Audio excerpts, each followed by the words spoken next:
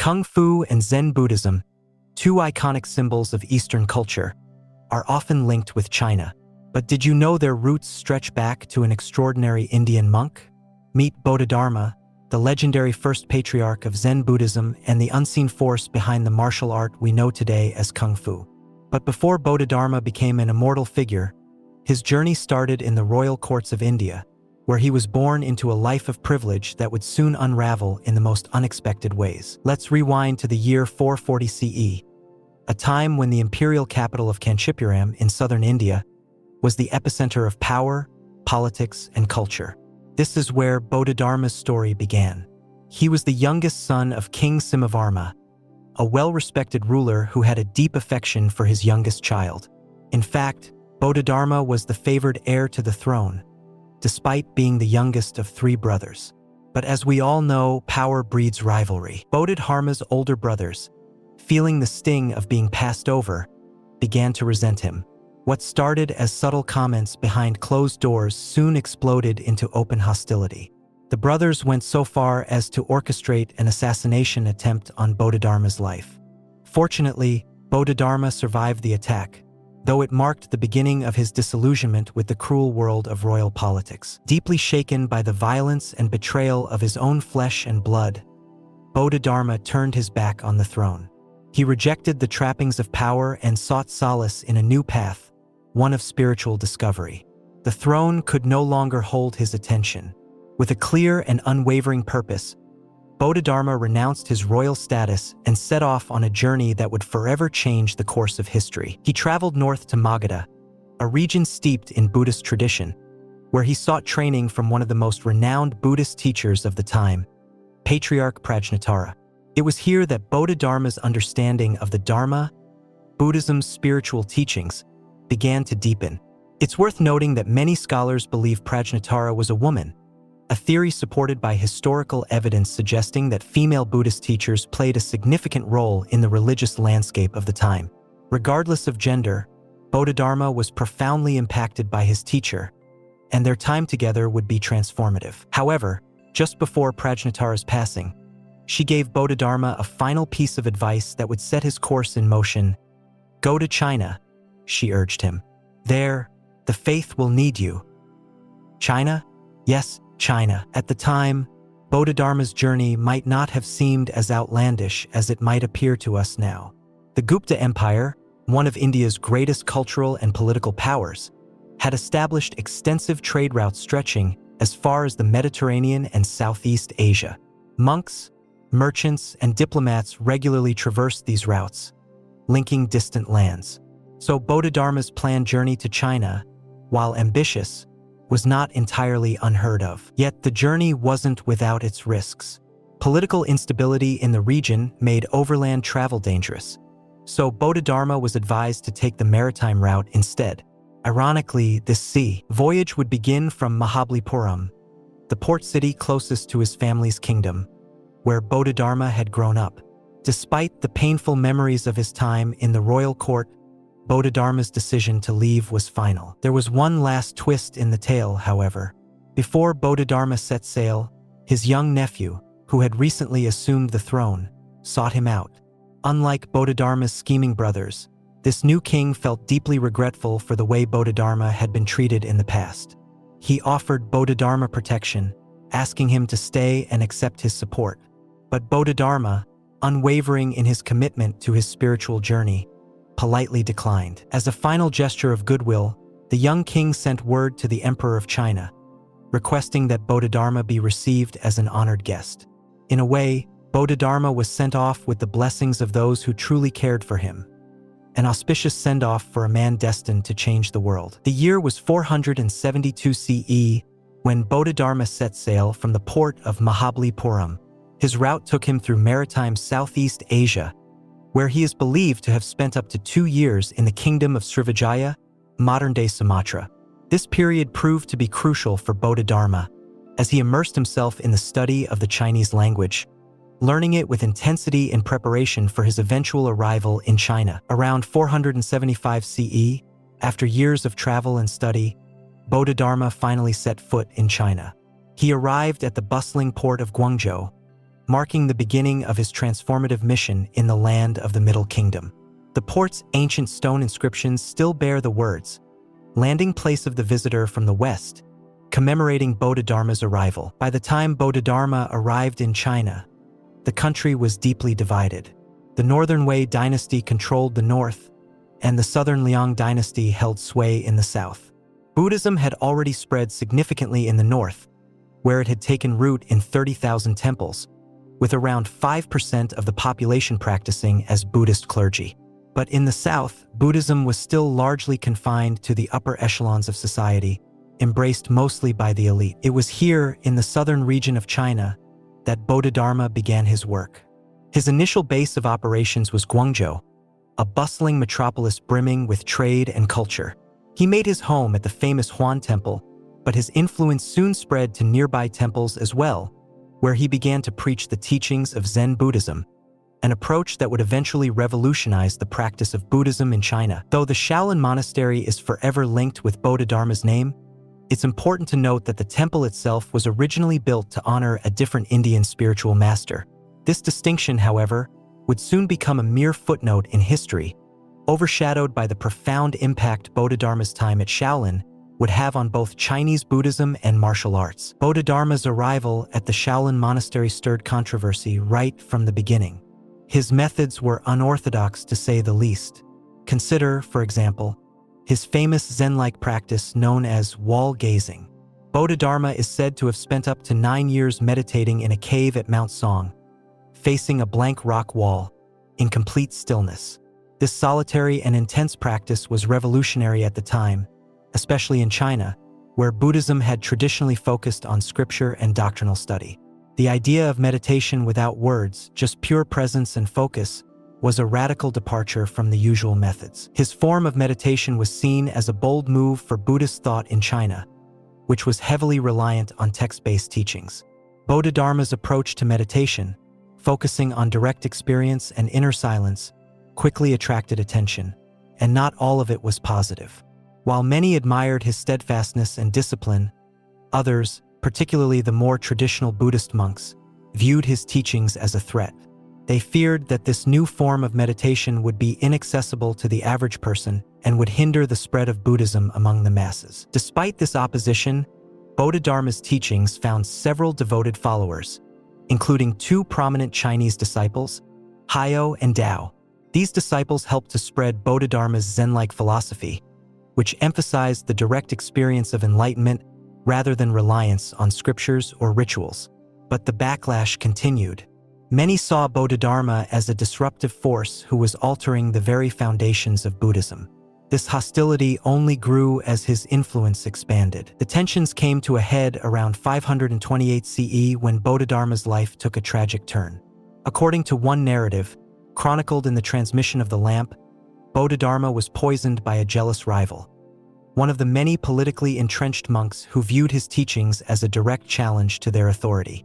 Another account, written by the author Daswan, suggests that Bodhidharma met his end at the hands of the state, executed for his controversial teachings during the turbulent years of the Late Wei Rebellion. However, there's another story, one steeped in the mystical traditions of folklore, that paints a different picture of his death.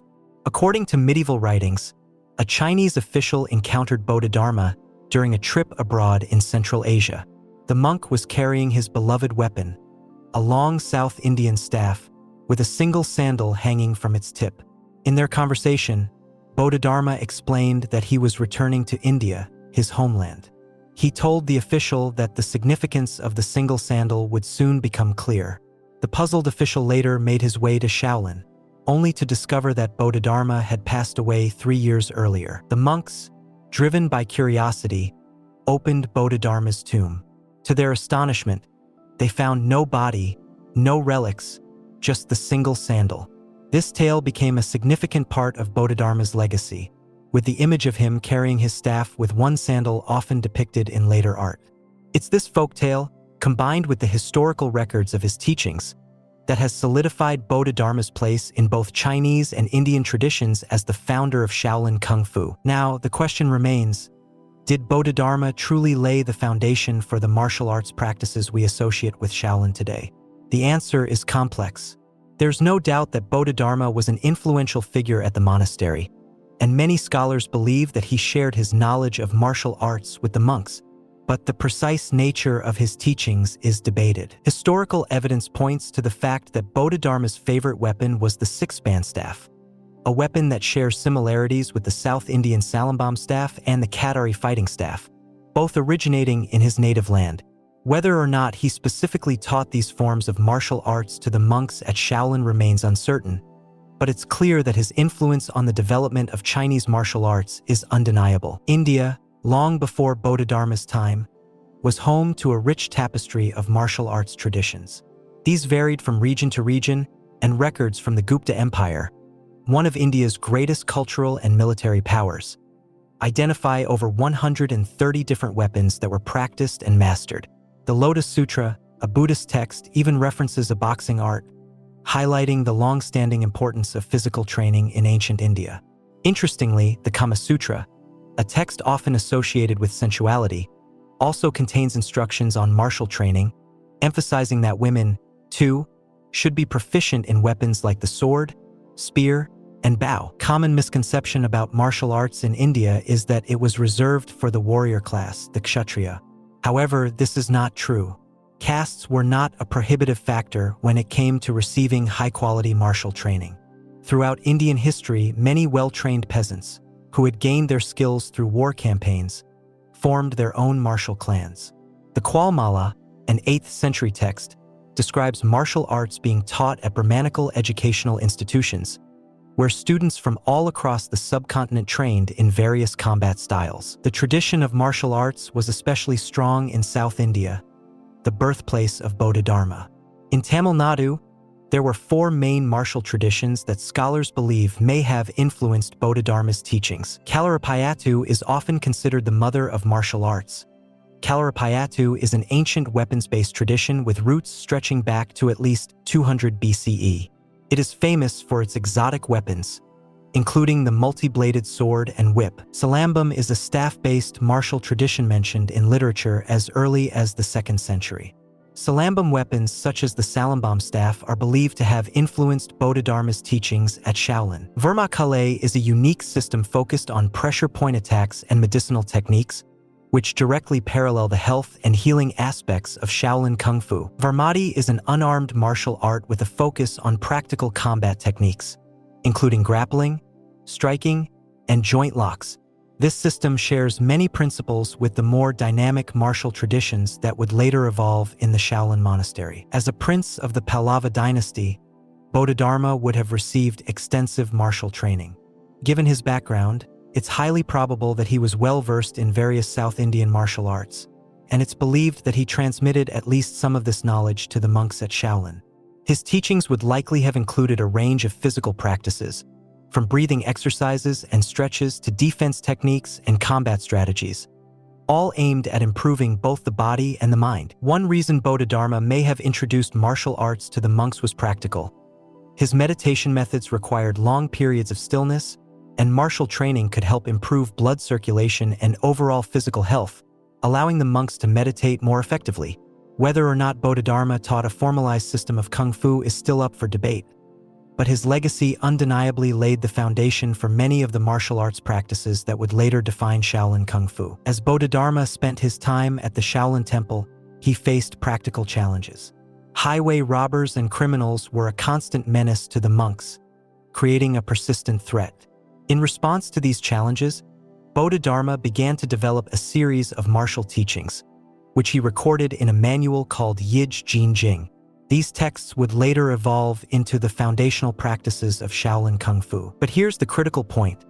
While Bodhidharma played a key role in shaping the martial arts tradition at Shaolin, he wasn't the sole creator. His teachings were one of several influences that eventually culminated in the martial arts we now associate with the Shaolin Temple. Now, let's clear up a major misconception. Bodhidharma was not the founder of Zen Buddhism. The meditative practices that would later come to be known as Zen, or Chan in China, had already been gaining traction in India long before Bodhidharma's time. However, what Bodhidharma did was bring his own unique approach to these practices when he journeyed to China. He didn't invent Zen, but he refined it, making it more accessible and popular. In fact, Bodhidharma's role in spreading Zen Buddhism in China was so profound that, in the decades after his death, it became the dominant form of Buddhism in the country. Zen Buddhism even came to be known as the Damozong, or Bodhidharma school. Though he wasn't the originator of the practice, Bodhidharma's influence on Zen was undeniable, and his teachings shaped its evolution for centuries to come. As Bodhidharma's ideas spread through China, they didn't remain confined to that country. His unique form of Buddhism eventually made its way to Korea, and then Japan, where it had a profound impact on their cultures. In fact, Bodhidharma's legacy was so significant that the Japanese began creating new legends that more closely tied him to their own history. One such story suggests that while the Chinese legends claimed Bodhidharma died in 528 CE from poisoning, the Japanese believed that his soul was later reincarnated as a wise beggar in Nara, at the foot of Mount Koka in Oji Prefecture. To this day, the most important of Japan's 8 temples dedicated to Bodhidharma can be found in Oji Prefecture. His legacy is deeply intertwined with Japan's martial traditions too. The samurai, for instance, held Bodhidharma in high regard due to his contributions to martial arts in East Asia. If you visit the gardens of Bodhidharma's temple, you'll find the graves of many important samurai, paying tribute to the man who had such a lasting impact on their culture. As the centuries passed, Bodhidharma's role in Chinese and Japanese culture evolved. In Japan, he became known not just as a Buddhist teacher, but also as a symbol of good fortune and protection. In fact, he came to be worshipped as a birthing deity and protector of children, especially during the smallpox epidemics that ravaged the country during the Edo period. It was during this period that the now famous Daruma doll became a popular gift for children. The doll's appearance is said to be based on the legend of Bodhidharma's 9-year meditation. According to the tale, Bodhidharma's arms and legs fell off due to the lack of movement, and in order to stay awake, he cut off his own eyelids. The original red color of the Daruma doll comes from its association with the smallpox outbreaks of the Edo period, red being a color traditionally linked to the disease. The dolls are still given as gifts today, especially during major festivals and events, including Japanese elections. A unique ritual is also associated with the Daruma doll. The recipient paints in one eye as a way to make a wish, and once the wish is fulfilled, the second eye is painted in. So there you have it. Bodhidharma was not just a monk. He was a larger-than-life figure whose influence spread far beyond the walls of the Shaolin Temple. Even though some of the more fantastical stories surrounding his life and death may have been exaggerated, his legacy continues to shape both martial arts and Buddhist thought today.